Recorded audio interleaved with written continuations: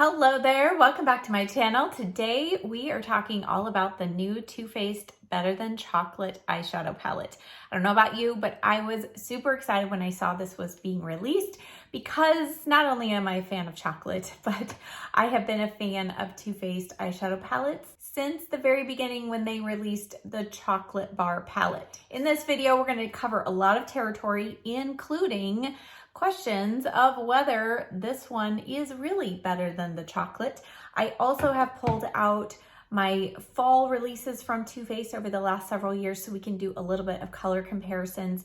I'll show you swatches. We're going to talk about the formula. But first, I'm going to start off with two looks with this palette, including the one that I'm wearing here, which by the way is giving me huge fall vibes. I am so ready for fall, even though it's 100 degrees today. But I'm going to show you two looks with this palette because I think that's going to give you kind of an idea before I go into more details about the swatches and the colors and everything. So if you're new here, hit that subscribe button. Now let's get started with the first look. All right, starting off with the old chocolate bar palette because I need this matte cream shade along the brow bone. There is not one in the new palette, so I'm using the Sigma E50 to put that along the brow bone. And I did already apply the NARS smudge proof eyeshadow base underneath that shadow. Now going in with the BK Beauty 201, I am using Lick the Bowl, which is a beautiful almost neutral, not too warm of a brown matte shade, putting that all through the crease. And this does blend and build nicely. So I did 2 layers there. Now going in with the Angie Hot and Flashy A502 and the shade Cake My Day. This is a nice kind of mid-tone warm brown, and then going in with the shade right below it called Brownie Points. I'm using this lower in the outer corner just to deepen things up just a bit. And I really like how that looks. So then we need a little more blending though through the crease. So going back to that first shade, Lick the Bowl, placing that through the crease just to make sure there's a good blend. For the lid shade, I really wanted to play off the yellow in my shirt. So I am using Gold Digger. And I am using my finger to get the most pigmentation, and kind of looks a little patchy here. So going in with a second layer, and it's okay. But I thought, okay, let's layer Milk It on top of it. And both of these I feel like are a very similar finish. So they have some sparkle, but they are not super pigmented on their own. So now I decided to use the Sigma E60, a little more of Milk It, and I am wetting my brush with the Maybelline Fix It setting spray. And this really helped kind of make everything mesh better. And then I decided to go in with a little more Milk It just to add a little bit of sparkle there to finish it. And I did like how the lid ended up. Now to smudge out the lash line, I'm using a little bit of Brownie Points on a BK Beauty 204, pressing that right along the upper lash line into the roots of the lashes. I will add liner in a moment, but I liked how this added a soft definition. The lower lash line using the Urban Decay pencil in Lucky, and then I used a Morphe M432 and a little bit of I'm the Dessert just to bring a little bit of a hint of pink tones, kind of pink shimmer to that lower lash line. And then to finish things up, I used the KVD liquid liner in Mad Max Brown. And overall, I did really like how this look turned out. I'll show you the finished look with mascara. My foundation, that was a whole trial of the Saint makeup, so I'll link that video down below. But overall, this look turned out fine in the end. Now on to look number 2. So going back again to the Too Faced chocolate bar palette, using that wonderful cream shade. I have already applied the NARS tinted eyeshadow base. And now going into the Better Than Chocolate palette, we're going to go in first with Buttercream on a Morphe M504 and trying to build this up through the crease. This is a pretty light shade, but with some effort, you can get that color to show up. Then using the Morphe M433, I'm going into Lick the Bowl, and I'm just going to deepen the outer corner and the crease just slightly before going to the lash line. All right, we're using the House Laboratories Kohl Gel Pencil in the shade Punk, and you want something that's really smudgeable, because we are going to just use this as a way to deepen the lash line. And so I'm going to go in with the Sigma E57.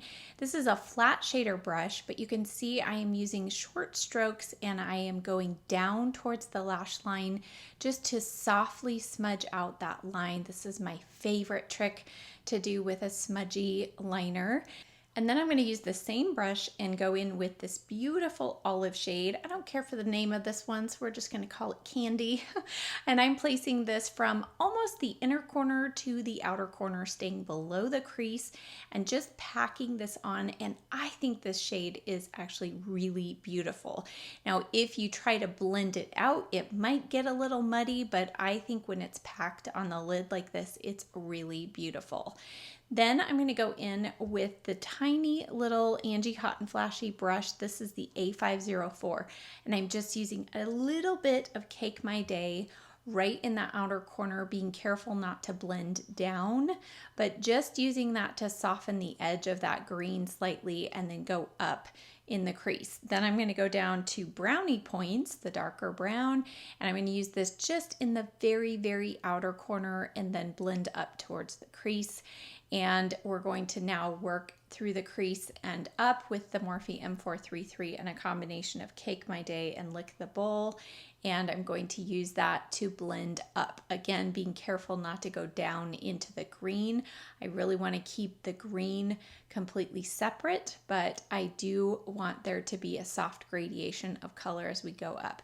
So just going back with the A504, a little more of the dark shade, kind of blending up. I'm going to go back through all of my brushes, the 504, and then a little more of the M433 just to make sure everything is blended.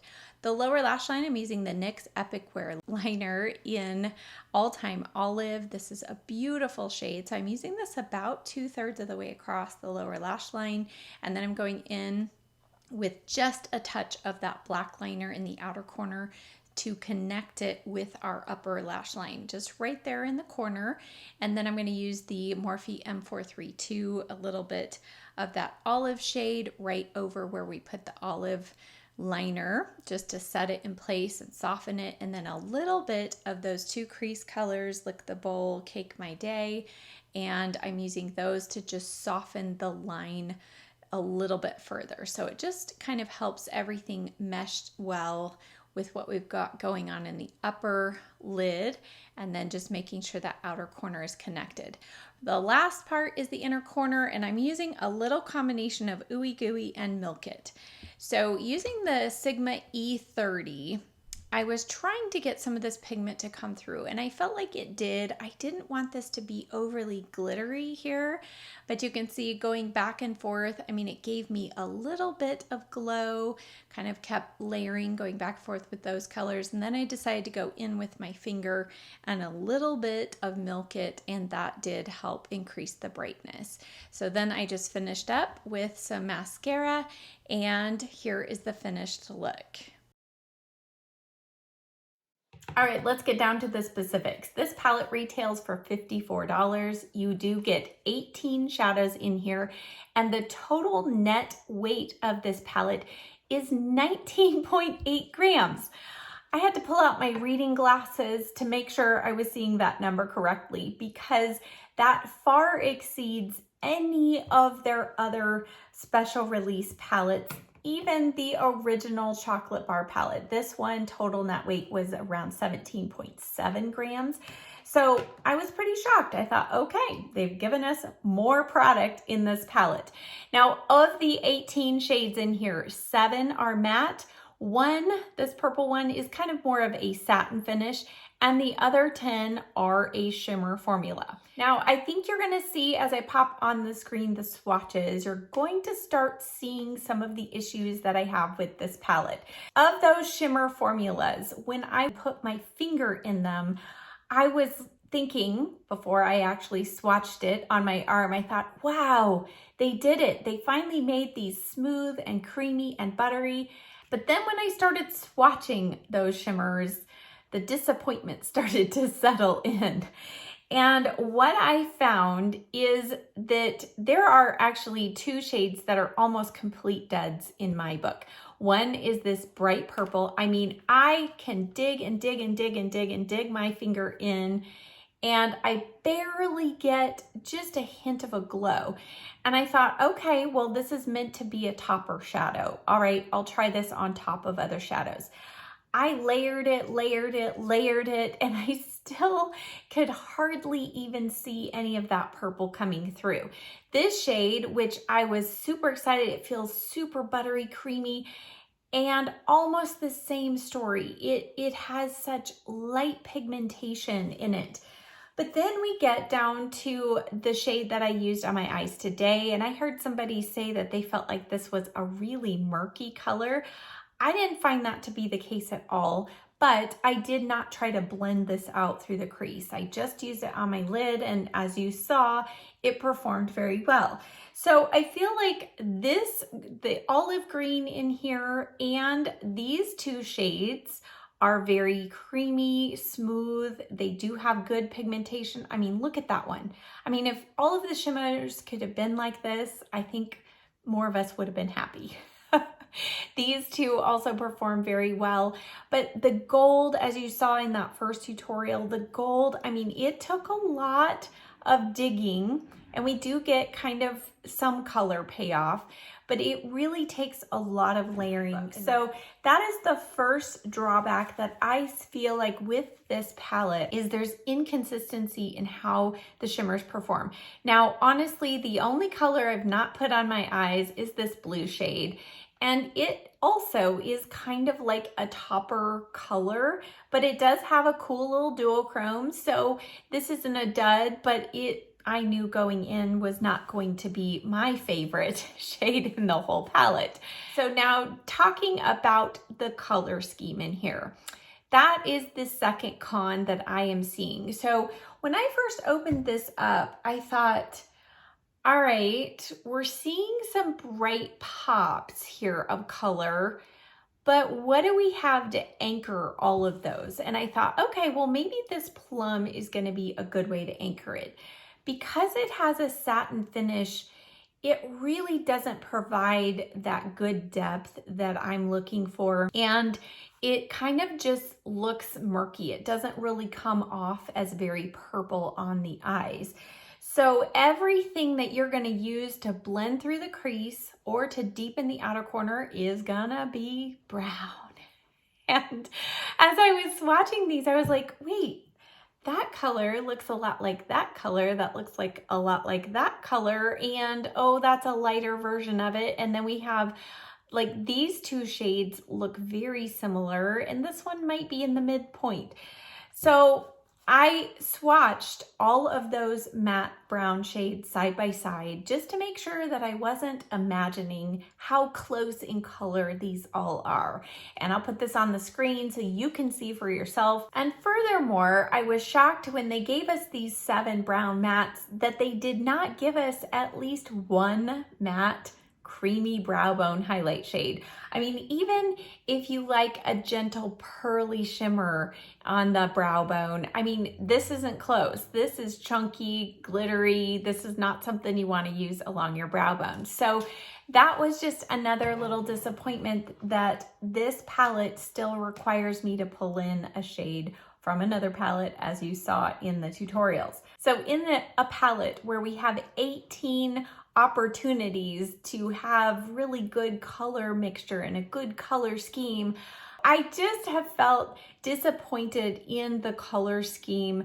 Again, I am not at all against browns and neutrals. I really love those shades, but I feel like in today's world with all of the eyeshadow palettes out there, these eyeshadow palettes really need to have a unique color scheme. And I think they were trying to do that with some of these pops, but then they just gave us browns to mix with them. Now, how does this compare to the other palettes that have been released in the last couple of years? I'll compare it to the chocolate bar palette last, but when I initially opened this up and I saw that bright purple and all those browns, I was immediately reminded of last year's Cinnamon Swirl palette. And part of my critique of this one was the overabundance of brown shadows, warm brown shadows. But what I feel like the Cinnamon Swirl palette did better is we at least had this matte pink shade. We had a really, really pretty pink, like true pink shimmer shade. We had this bright purple. So we did have an option to come up with a look that didn't end up being brown. Now, as far as the colorful shades in here, I thought, well, I wonder if this is reminding me of the pumpkin spice palette from a couple of years ago. And there are some similarities, but holy moly, look at how much more variety we have in the pumpkin spice palette compared to this Better Than Chocolate palette. This is what I mean by giving us some other options so that it doesn't always end up going back to brown. We have 3 really deep, different colored mattes.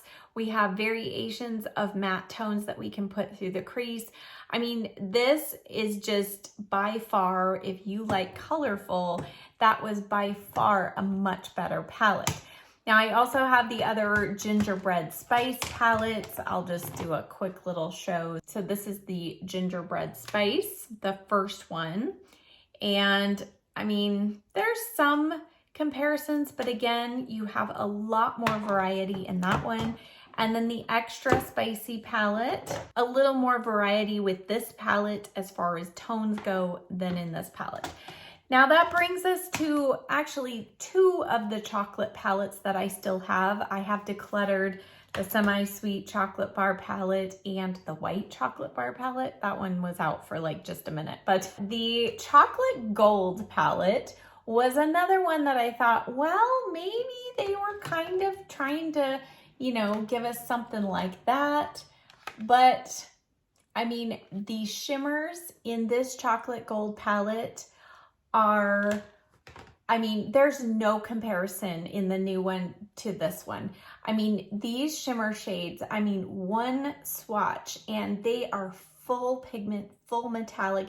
You do not have to work to get any of these shimmers to apply to the eyes. And now that brings us to the final comparison, the original Chocolate Bar palette. Now this is the second one I've owned. I did purchase another one when I saw they were discontinuing it. So this one is still relatively fresh. Now at first glance, you do see some brown tones and you see kind of this crazy like bluish purple. I think we were all like, wait, why is that in there?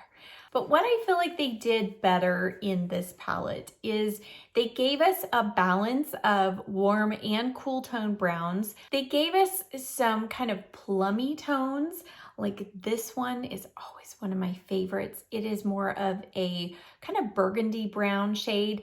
And then this one, instead of just being just a plain old chocolate brown, it actually even has just a little hint of an olive tone in it. And then we have a really nice mixture of shimmer shades that can go a lot of different directions. This one is a beautiful shimmery, light shimmery pink. And then we have a really nice matte brow bone highlight shade. So comparing the 2 side by side, you can see some inspiration for this palette from this one. But in my opinion, the original Chocolate Bar palette from the color selection as well as the formulation, I feel like is actually still the winner between the 2. So all in all, after you've seen the tutorials, heard the information, seen the swatches, hopefully this information will be helpful for you if you've been interested in this palette. I honestly would not repurchase this palette. I just feel like if browns are your color scheme, those are the colors that you gravitate towards. There are a lot of other less expensive palettes out there that you can get all those brown tones in and not spend $54. Also, if you're into more colorful shades, I don't feel like this is the palette for you because those colorful shades, most of them don't perform up to snuff in my book. So I feel like if you're going for color, again, there are a lot of other palettes that I would highly recommend over this one. As always, I will leave in the description box below links to all of the products that I used in the tutorial, as well as what I finished up my lips with today, what's on my nails, all of that helpful information is in the description box below. So thank you so much for watching. I'll see you next time. Bye.